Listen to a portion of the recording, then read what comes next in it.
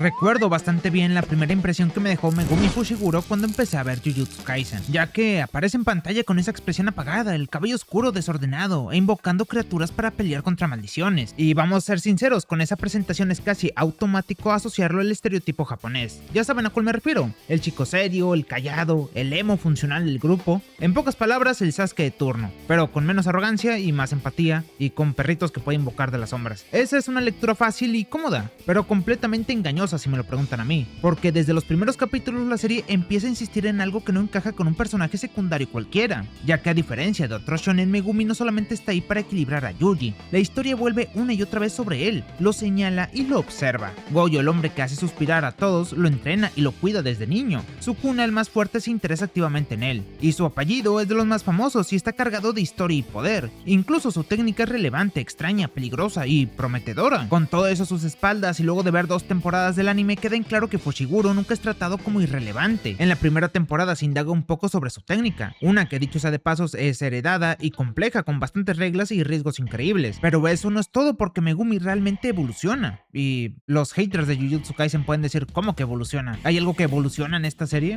Pero antes de que me digan algo, espérense tantito, ya que aún siendo estudiante, derrota por su cuenta una maldición nacida de un dedo de Sukuna, algo que no cualquiera puede hacer sin quedar destruido. Y en la segunda temporada la expectativa tampoco es baja, porque primero aparece su padre chambeador y redefine toda la escala de poder de la serie, un hombre sin energía maldita que humilló a hechiceros de élite y a los más poderosos de la época. Al final fue una irregularidad que el sistema nunca pudo controlar ni borrar del todo. Toji es fuerte e incluso fue capaz de vencer a Goyu cazándolo, y después del arco del pasado de Satoru, se revela a Majoraga, la invocación definitiva de las 10 sombras y el ritual que ningún usuario anterior logró completar. Majoraga no es simplemente una herramienta de victoria, es algo que si se usa, se tiene segura la muerte incluso del invocador, algo que prácticamente se usa cuando todo salió mal y cuando ya no importa sobrevivir. Y narrativamente tanto Toji como Majoraga hacen exactamente lo mismo, elevan el techo de Megumi. Desde el inicio de la serie Megumi lo tiene todo para ser uno de los más poderosos de la serie. De hecho, el mismo Satoru le explica que tiene el potencial para vencerlo y que ya un líder Zenin había eliminado a alguien con los 6 ojos. Y tras la aparición de Majoraga, Fushiguro queda fuera de combate gran parte de Shibuya, pero eso no borra la sensación de que la historia estaba cocinando algo a fuego lento. Después de Shibuya, el tablero queda perfecto para ese avance. No estaba Nobara y habían desaparecido varios personajes, así que era prácticamente imposible que Megumi no tuviera protagonismo en el arco del viaje a la extinción. Lamentablemente, esa cuota de protagonismo no ocurre. Es solamente una imagen que cambia por completo la lectura de su papel. Una imagen que obliga a muchos lectores a devorar capítulos de golpe, con la esperanza de que el contexto suavice lo que parece anunciar. Megumi deja de ser quien empuja la historia para hacer aquello que la historia necesita rescatar. ¿Qué quiero decir con esto? Y tengo que hacer la aclaración, se vienen spoilers del manga, entonces si no has leído el manga de Jujutsu Kaisen o no conoces el final, te recomiendo que lo vayas a leer y luego retomes este video, ya que durante ese arco el cuerpo de Megumi es robado y es un alma que hay que despertar de manera forzosa. Ese escenario se vuelve muy extraño y ese giro choca de frente con todo lo que se había preparado para él y con todo lo que la gente creía, y es extraño porque ese tratamiento no se le daba a los personajes que iban después del protagonista o que eran sus iguales. Sasuke, por ejemplo, era la obsesión de Naruto e incluso la serie lo convirtió en el eje central en Shippuden, y eso no pasó con Megumi, quien queda desplazado de una trama que parecía diseñada para explotar su identidad, su linaje y su lugar en el mundo de Jujutsu Kaisen. El fandom odió la resolución de Fushiguro. Por ejemplo, uno de los cabos sueltos más terribles fueron los del clan Zenin. Al principio, la familia representa una idea abstracta, una familia poderosa, rígida, cruel con quienes no encajan como Maki y Mai, pero con el tiempo se revela que Toji no solamente era un Zenin, también era una herida abierta, el resultado de un sistema que castiga cualquier desviación, incluso cuando esa desviación puede destruirlo todo. Aún así, Toji vende a su hijo al mismo clan que lo traumó y lo hace porque él es capaz de ver el potencial de Megumi. Eso convierte a Megumi desde niño en un recurso, en una herencia, en una pieza dentro de una estructura que no le pertenece. Y la única razón por la que Megumi no crece dentro del clan Zenin es porque Gojo interviene. Y con eso la historia deja en claro que el clan no desaparece como amenaza, sino que queda en pausa. Que dicho sea de paso, esa amenaza vuelve con fuerza después de Shibuya, cuando se revela el pacto entre Naobito y Toji. Sí, ya que si Gojo moría o quedaba incapacitado, Megumi se convertiría automáticamente en el jefe de la familia. Y ese detalle coloca a Megumi en el centro de un conflicto político, familiar y estructural enorme. Lo vuelve en un problema para la élite del clan y lo convierte en el objetivo de Naoya Zenin, quien se veía a sí mismo como el heredero legítimo. Por lo que esta dinámica es sumamente interesante. Todo parecía apuntar a un choque inevitable, Megumi enfrentando el peso de su apellido y enfrentando a los fantasmas que alguna vez su padre debió sufrir. Pero al final quien termina resolviendo el problema de los Zenin es Maki, dejando lo que pudo ser una subtrama interesante que pudo dar lugar para un arco entero en una resolución dolorosa y de pocos capítulos, y Fushiguro ni siquiera es protagonista en eso, entonces como que queda un sabor agridulce. Y ya que estamos hablando de sabores agridulces o desperdicios, también hay que comentar más a profundidad las habilidades de nuestro emo. La técnica de las 10 sombras está a la par del infinito en potencial, pero nuevamente la narrativa se empeña en degradar a Megumi, ya que su técnica alcanza su punto más alto pero no bajo su control, y es ahí donde empieza a instalarse poco a poco la sensación que da título a este video, la de un personaje al que la historia le prometió caminos que nunca le permitió recorrer. También el conflicto con Aoya era realmente interesante. El hijo de Naobito juró venganza en contra de Megumi porque este usurpó algo que él consideraba suyo por derecho, el liderazgo del clan. Alguien que jamás quiso el trono terminó ocupándolo, y hubiera sido muy interesante ver todas estas reacciones, por lo que obviamente el que el manga o el anime pasen esto tan rápido duele, porque es una oportunidad desaprovechada. Y es que en ese momento la historia parece hacer algo muy claro. No solamente expone el funcionamiento interno del clan Zenin, sino que construye un antagonista diseñado específicamente para Megumi, alguien que lo odia por existir y que inevitablemente debe encontrarlo cara a cara. Pero nuevamente ese enfrentamiento nunca llega, y al final el combate de Naoya termina siendo controchoso, alguien sin conexión emocional para él y que no tiene consecuencias directas en ese odio que se acababa de declarar. Aunque eso sí, nos dejó un meme muy bueno, pero narrativamente creo que quedó a deber, ya que Naoya aparece en el primer capítulo de la tercera temporada, verbaliza su desprecio por Megumi y luego termina cayendo ante Choso y posteriormente ante Maki. Y a ver, el arco de Maki funciona, pero en medio de todo eso queda flotando la pregunta de por qué Megumi fue nombrado el jefe del clan en primer lugar. ¿Qué sentido tenía introducir a un antagonista que quería matar específicamente a Megumi por ese título solamente para eliminar al clan entero menos de 15 capítulos después, sin que Megumi llegara a participar activamente en nada de eso? El rol de Megumi como líder del clan podría eliminarse del relato sin alterar de forma sustancial los acontecimientos. Ser un Zenin en su caso no genera consecuencias reales, y toda la relevancia del clan termina orbitando alrededor de Toji, Maki y Mai. Las heridas del sistema, la violencia estructural, el resentimiento acumulado, todo eso se explora, pero no a través de Megumi, a pesar de que él era la pieza política central. Y a ver, ¿qué quiero decir con esto? Que Megumi nunca mostró interés genuino por la herencia. A diferencia de ti y de mí, que nos peleamos por los terrenos de la abuela, él solo quería estar con su hermana, pero aún así hay cosas que no tienen sentido. Por ejemplo, durante la negociación con Hakari, Megumi utiliza su título como cabeza del clan Zenin como moneda de cambio. Habla de influencia y Hakari acepta, pero esa promesa queda anulada casi de inmediato cuando se recuerda que apenas unos días después, Maki redujo el linaje prácticamente a 2 personas, y la motivación de Hakari pierde peso, y el estatus de Megumi pues pierde sentido. Una trama que llevaba años cocinándose se disuelve sin consecuencias reales para él, y todo ese recorrido, es decir, desde Toji abandonando el clan, pasando por el pacto de Naobito, hasta Megumi heredando un poder que nunca ejerce, termina siendo un montaje sin desenlace. Y bueno, evidentemente los fans enloquecieron con todas estas resoluciones, pero ojito, porque esto no es todo, ya que si hablamos del potencial desperdiciado de Megumi, también hay que mirar a las figuras femeninas alrededor de él. El arco del Cooling Games ya introduce una cantidad abrumadora de personajes nuevos, con habilidades, reglas y motivaciones propias. El escenario estaba saturado, y aún así se suma Hana Kurusu. Hana comparte cuerpo con Ángel, una hechicera del pasado, en una dinámica similar a la de Yuji y Sukuna, aunque eso sí, sin el odio y sin el conflicto interno de violencia. Su técnica anula otras técnicas malditas, lo que la convierte en la herramienta perfecta para liberar a Goyo. Además, está enamorada de Megumi porque él la salvó cuando eran niños, y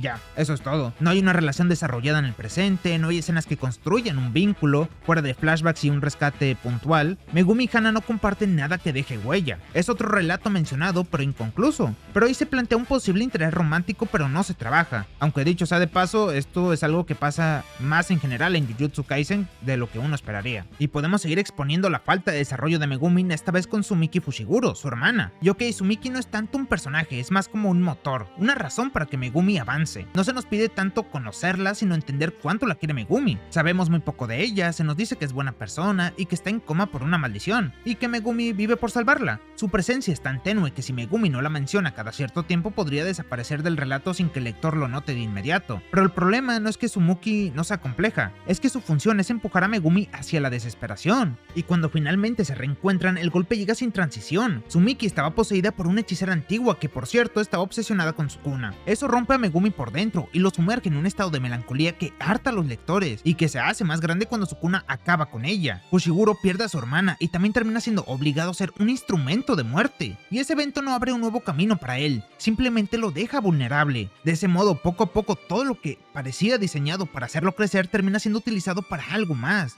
Bueno, para terminar esto resto de las personas que se encontraban relacionadas con Fushiguro, tenemos que hablar de la relación maestro-alumno de Gojo con Megumi. Satoru lo recoge después de derrotar a Toji, lo saca del alcance del clan Zenin, lo entrena y asume la responsabilidad de un niño marcado por su apellido. Durante buena parte de la historia, ese vínculo se presenta como importante, no solamente para Megumi, sino para Gojo. Y bueno, también se nos muestra a Gojo como alguien sentimental, vulnerable cuando sus lazos personales entran en juego, ya que basta recordar a Geto que con solo ver su rostro, Gojo baja la guardia en Shibuya y es sellado. Y es verdad que baja la guardia un poco, milésimas de segundos, pero lo termina haciendo. Y por lo mismo resulta tan llamativo lo que ocurre cuando Sukuna toma el cuerpo de Megumi. El primer encuentro entre Gojo y el Megumi poseído no está cargado de conflicto emocional explícito. Gojo no se detiene, ni duda, ni se quiebra. Su reacción se reduce a bromear sobre lo fácil que sería golpearlo, comparándolo físicamente con Toji. Y Megumi en ese momento parece no existir para Gojo como individuo y es casi anticlimático. Esto vuelve extraña toda la construcción previa de su relación. Obviamente Satoru no es la sensibilidad hecha persona, pero la historia tampoco se detiene a explorar qué significa para él pelear contra su alumno siendo poseído por su mayor enemigo. Y bueno, por último, y este es probablemente el elemento o relación más funable de Megumi, es cómo se maneja el tema de Majoraga, que es prácticamente un meme, ya que desde el inicio Majoraga representa el mayor defecto de Megumi, su mentalidad derrotista, y su tendencia a pensar que morir es aceptable si con eso gana, es una tendencia autodestructiva que el fandom lo hizo meme con el tiempo. Megumi recurre a Majoraga como una salida extrema una y otra vez, incluso llega a intentar invocarlo contra todo, algo tan desproporcionado que termina convirtiéndose en un chiste recurrente. Es decir, todo no es una amenaza enemiga, es un matón, se puede decir, pero hasta ahí. Y por eso no solamente es una exageración, es un problema de carácter, ya que Megumi no peleaba para ganar, peleaba para empatar muriendo, y eso se suponía que iba a cambiar cuando abrió su expansión de dominio, y aunque sea incompleta hay un quiebre claro. Megumi deja de pensar únicamente en sacrificarse y empieza a imaginar la victoria.